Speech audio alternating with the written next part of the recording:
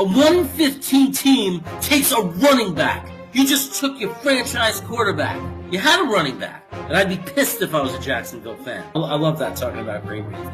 He'll never find out. Believe me, nobody knows better what it looks like when an organization is about to go to shit than a New York Jet fan. And Justin Fields proved that he can hold it together. He can regroup. It's okay if he struggles. And we got a big game against the Eagles, and maybe you need some energy, so wake up! We have every right to expect the Jets to win. Rich Cimini, schmuck, putz. Hello, and welcome to Chaos Wacky Wednesday. That's right, it's wacky. It's going to be a wacky day. We have a guest, surprise guest joining us later. It was originally going to be our friend Jimmy, but he couldn't make it tonight. So I have somebody else joining us.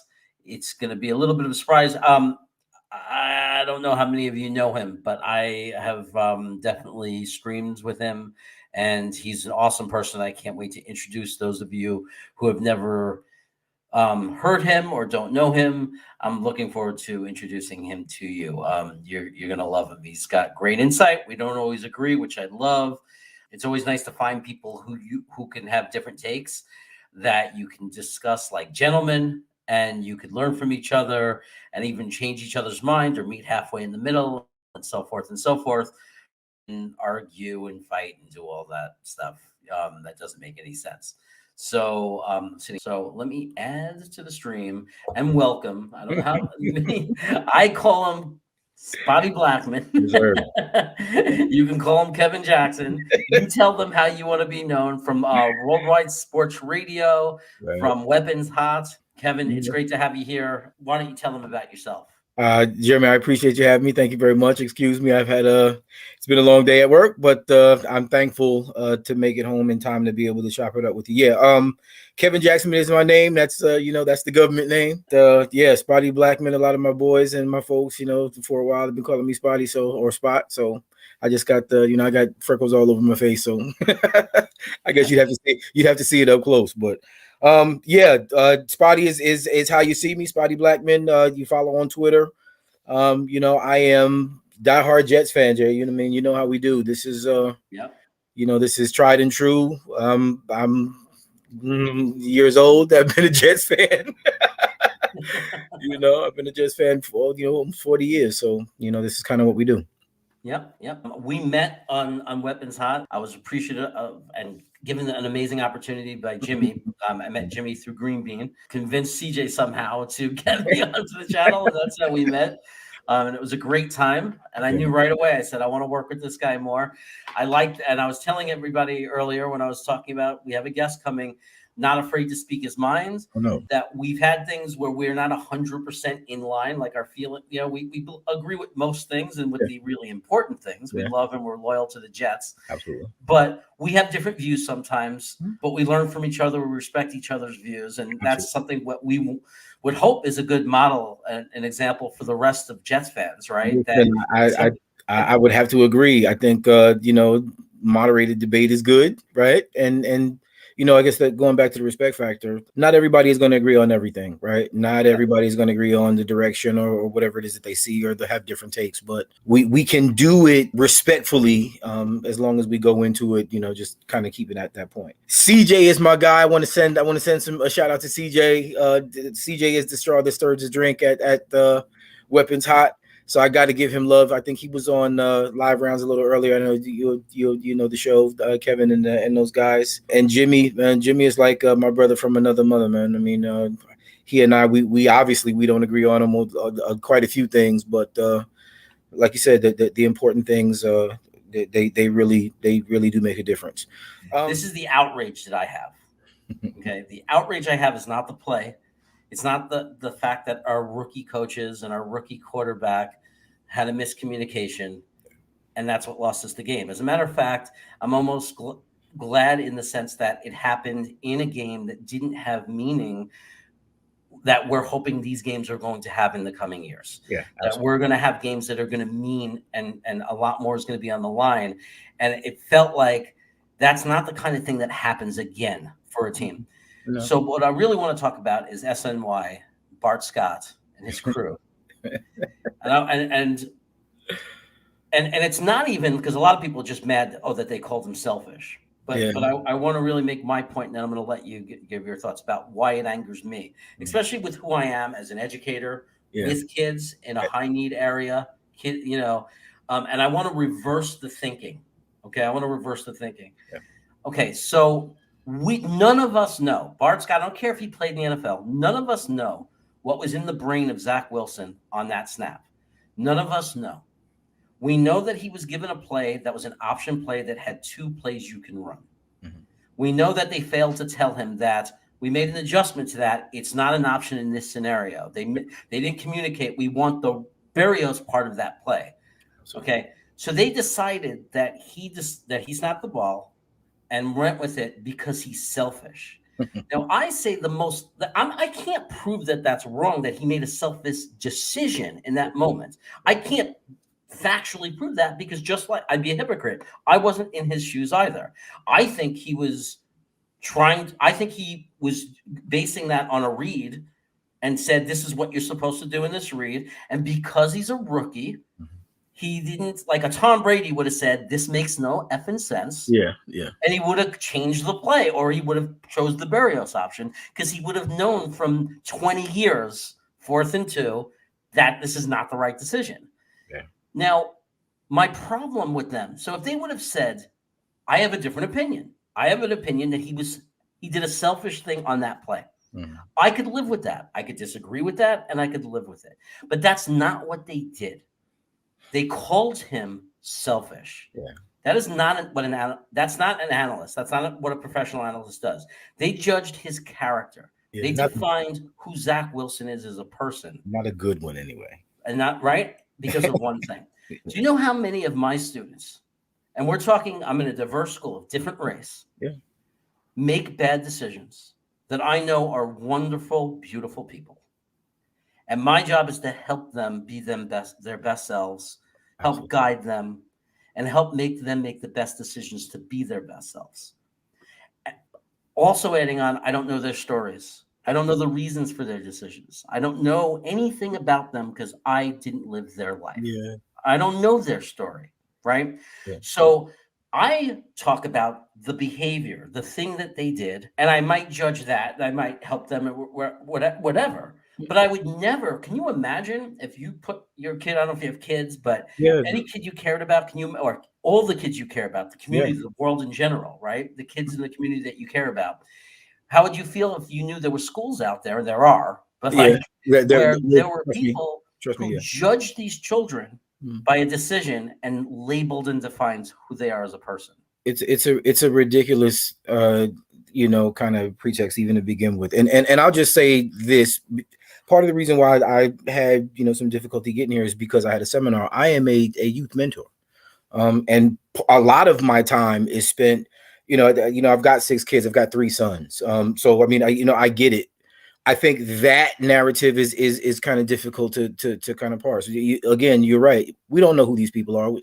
These guys are making whatever judgments it is that they're making based on either something that they want us to believe is really taking place, or something that they want us to believe they were told is taking place, or they're just really kind of saying it to be incendiary. And I get it either way. I think both of them are stupid, right?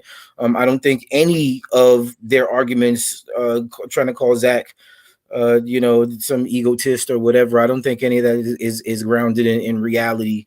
The fact of the matter is that there is no substitute for experience, right? In either case, whether it be on Zach's part or whether it be Saleh and LaFleur or whoever else, there is no substitute for experience. And to be perfectly honest with you, when you say that this isn't something that would happen again, I don't think that it will happen again, because I think these are the situations that grow a young team into a team that it acts like they've been there before. So I mean, what we're going to see from this, obviously, and please excuse me, I kind of don't want to even give any more oxygen to the nonsense that we're hearing about Zach as a selfish player. I really think that it just creates noise. And at this point in time, at this point of the season, what I think most of us really have and should be doing are, recognizing the improvements. It's one play in the heat of the moment where really nobody knows what's going on, right?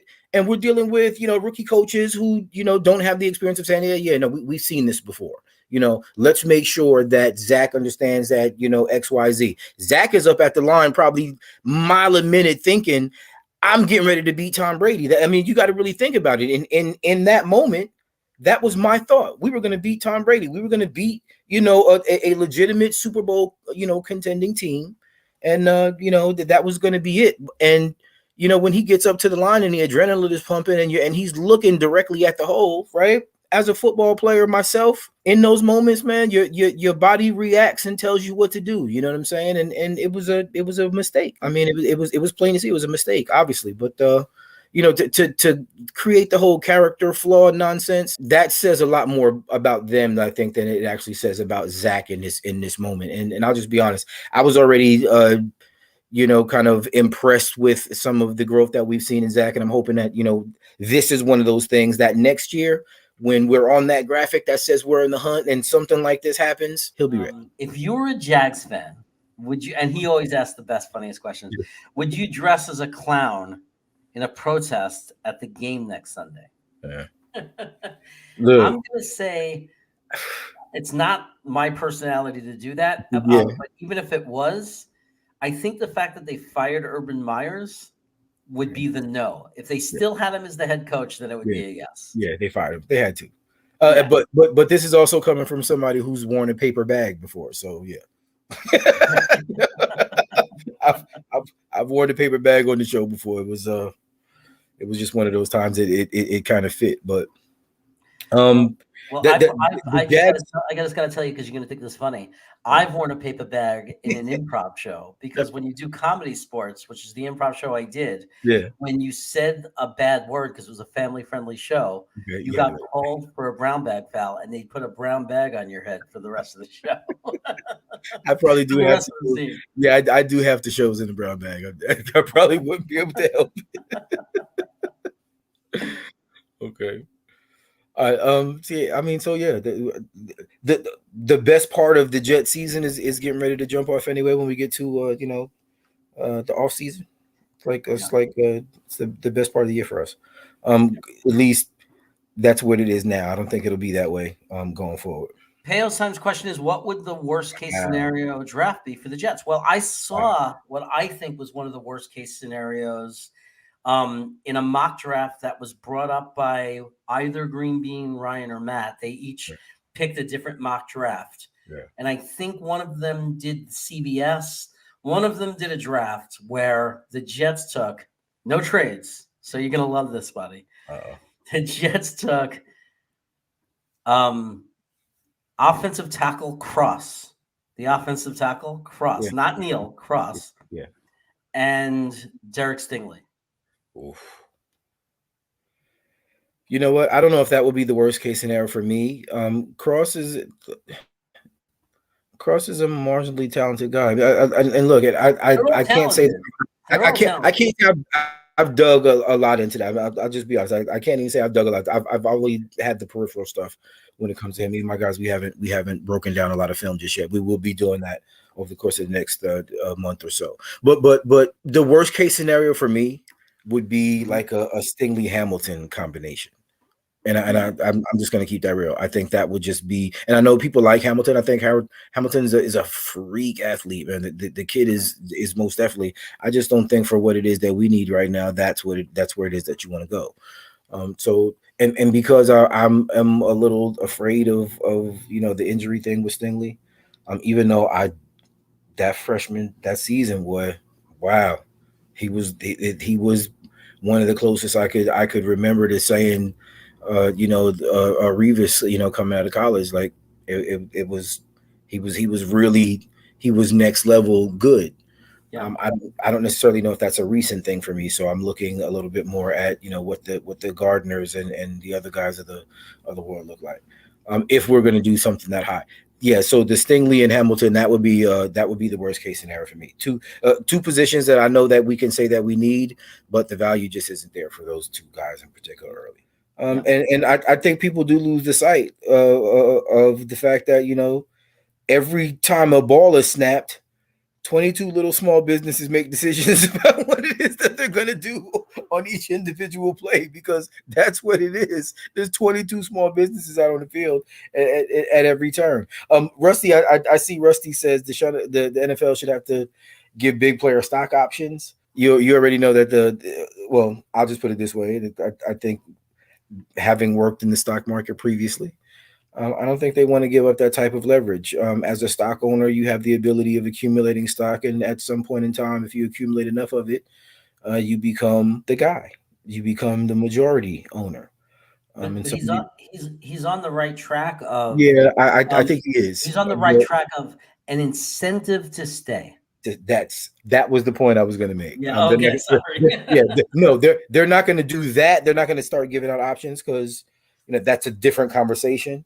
But incentive to stay, I think that is a big deal. Incentive to stay is big contracts. Yeah. Yeah, but I would just wish there's a way that we could salary cap to protect smaller market teams, but incentives for that are also tempting, so players can feel okay about staying with their team, even though they're not going out and getting a little bit more money or more money. You know what I mean? Is there any kind of incentive? And I would say this. Maybe start giving some some mentorship programs, like when you get to a certain point in your career. Do we start transitioning you into maybe a coaching, kind of a situation where you can learn how to transition from being a player to being a coach, and then maybe you can, kind of intern with the team or what have you, a couple years after you retire, and that gives you an opportunity to transition to learn how to continue your career in the league. Yeah. Yeah. So I don't know if you know Luscious Lovely Lady, but she thought you were someone else, but now she figured out who you were, and she says, "Welcome." Hey, Luscious, right?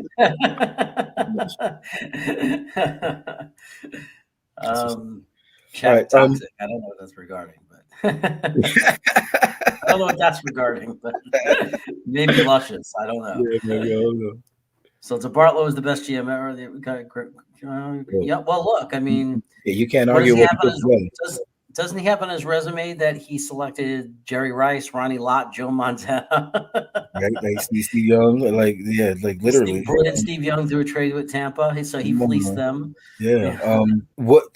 Just saying that I've never been a fan of another team my entire life. The 49ers, I have to say, are probably one of the most respected. I again, we moved to California, and this is when, Dickerson and Ferragamo and all of them were playing, and then, a little bit Marcus Allen and Plunkett and all of those guys, and the Raiders. So California football was huge for me. But the 49ers, man, Ronnie Lott is still my favorite player of all time. But that is, I was playing football in California. He was, a USC guy, and then goes and ends up being, who it is that he was over the course of his career. My God, wow, yeah, really difficult, really difficult. You're gonna have to tell me. I'm gonna show my age here and my out of touchness. Who's EDP? EDP. Am I supposed to know who that is? Somebody in the chat, I think that we have here, can tell us. I don't know who EDP is. I'm wondering if that's what Mike Allen. Mikel might know. She thought we had an EDP sighting, but who is EDP? EDP 445. He was in. Oh, he was in. Oh, Eagles YouTuber. He was an Eagles YouTuber. Oh, okay. Okay. Okay. That's good. Whatever. Okay, that's fine. That's reasonable. Yeah, I think we're looking too much into Luscious Lovely Lady's name.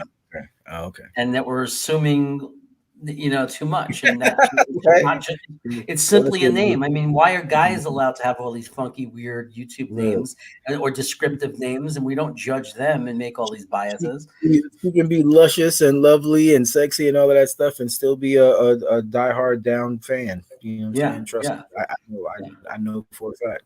I'm sorry, Luscious. I'm a little paranoid because I'm a little paranoid because I've had some some trolls that like that come in with certain things, and I Uh, don't notice, and I put it on the board, and sometimes I see that, and I just you jump to that conclusion, and then but you're saying like real things, and you're a real follower, and I should be like thanking you for being here, and encouraging you to subscribe to the channel if you haven't, and come to all my stuff and watch my videos. So I mean, no offense. It's just a little bit of a paranoia. Like my worst nightmare is I almost put up someone said something really bad and I almost put it up there. So when I recognize someone's name, I'm like really careful. I'm just glad that she's in the chat interacting. That's always my favorite part. With Peo, me and Peo from the Rams, one of the things we want to talk about it's not just a mock draft. Yeah. One of the things that we want to talk about is we want to get the Rams fans and the Jets fans together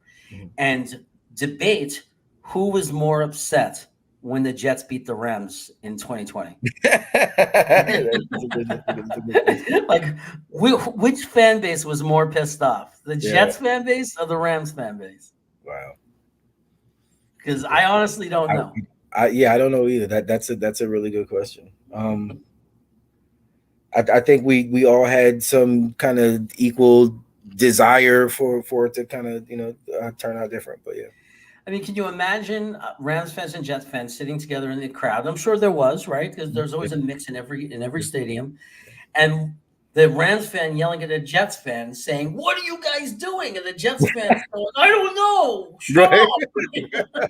And the Jets fans yelling at the Rams fans saying, "Why the hell are you guys playing?" Right. We need you guys to cheer louder. Right. Yeah. We're gonna cheer with you on this one. Yeah, it could have been Richie too, because Richie he always goes on these multi-sites. Like he does a thing with a Buffalo content provider, Buffalo Bills, Miami Dolphins, and New England. Yeah. He's always part of this like quartet where they all get on together. So he meets up with a lot of guys. But Green Bean has met up with he has an Indianapolis Colts friend that whenever the Jets play the Colts, they do a show before the game, and so it's common. Yeah. We every year we do the know your enemy series. So I mean, we've done a few different things. It's Ryan Hickey and some of the guys at another Buffalo podcast, the Wins on Sunday podcast with Mike and those guys. Yeah, so I mean, yeah, I love interacting. Even going back to when I used to do the shows with Robbie Jersey. Which is where I started. That was the first show I ever did was me and Robbie Jersey. And Robbie was a super fan at the time and still is a super fan at this point in time. And I love Robbie. Got to give enough respect to Robbie Jersey. A lot of folks, if you're on Twitter, you know who I'm talking about. Even, when I was going on, Let's Talk Jets on Tuesday with Tyson and Prime and all of them guys. When Joe was there, the Jets content creators are the bomb. I mean, I love these guys, and I like actually interacting as much as I can with other shows. Jeremy, man, I really appreciate. I know it's getting late. I was about to say, or I'm thinking the same thing. As much as I love talking to these guys, right? It's and they know I love it. Yeah, I got to be on the road, and when I have we have a seminar. I've got another training. Okay, so why don't we wrap up with you telling everybody where they can find you, where all your social media stuff. All right, this is what I'm talking about. This is one of my favorite spots. Worldwide Sports Radio Network, Weapons Hot, Fridays, 7 to 8:30 usually, and then we have Weapons Hot After Dark on YouTube, where CJ the Painkiller D Simone, Jimmy Jardine, my man, 50 grand. We chop it up and we do quite a bit. Of in-depth analysis and just pretty exciting banter. And Jeremy, once again, open invitation for you. I think we have Jude on with us this weekend. Oh, wow. So Jude, I'm hoping I'm not jinxing that. I know we reached out to him earlier. I'm hoping Jude comes in. I love chopping it up with Jude Jets. At Spotty Blackmon on Twitter. Same on Instagram. Keep it real. I'm not really big on Instagram. If you go in there, you're probably going to see pictures of my kids and pictures of when I used to drive cross country. So on Facebook, New York Jets Hub, I'm still admin there. Started that a few years ago with Robbie Jersey. We do collabs. We do a lot of different things. At it's Kevin Jackson on Facebook, though it's a little different.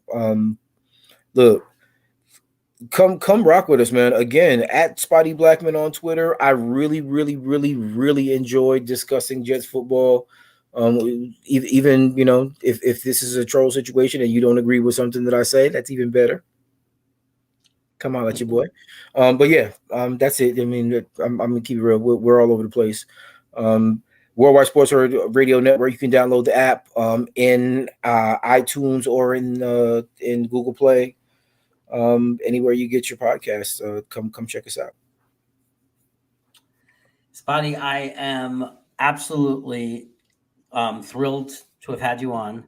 I am super excited about collabing with you more, doing more with you on this channel and on your channels. And also, and I mean this genuinely, just developing our friendship and, becoming good friends with you and getting another good friend in life, because I already know that you're good people. And I'm looking forward to that. I always love when I find a new friend too. So I appreciate you. I'm thankful for that. And we do travel. So yeah, there might be a steakhouse or something in our futures where you gotta believe it, man. You come to California and I'm there for sure. That's what's up. Look, I'll be there in April. Okay. I'll be there in April. Well, we'll be in touch with all that. Guys, this is not a goodbye. It's only to see you later, because believe me, Spotty's going to have an invitation here multiple times in the future. Pretty much anytime if you ever want to be on because there's something you want to announce or you're really in the mood to be on and talk, all you have to do is reach out to me and say, I'd love to be on the show. And there's always room for you here. That will happen. I appreciate that, brother. Thank you. Thank you very much. Appreciate it. You know it. And guys, I'll be releasing another mock draft pretty soon. And the epic mock draft, where I'm going to be doing it after consuming a teaspoon of the last dab, no water, no milk, until I complete the draft, is going to take place. I only need 9 more subscribers. So get the word out there. Get people to subscribe. I'm almost there. It's going to happen. Take care, everybody. Be good. Be well. Good night, Joe.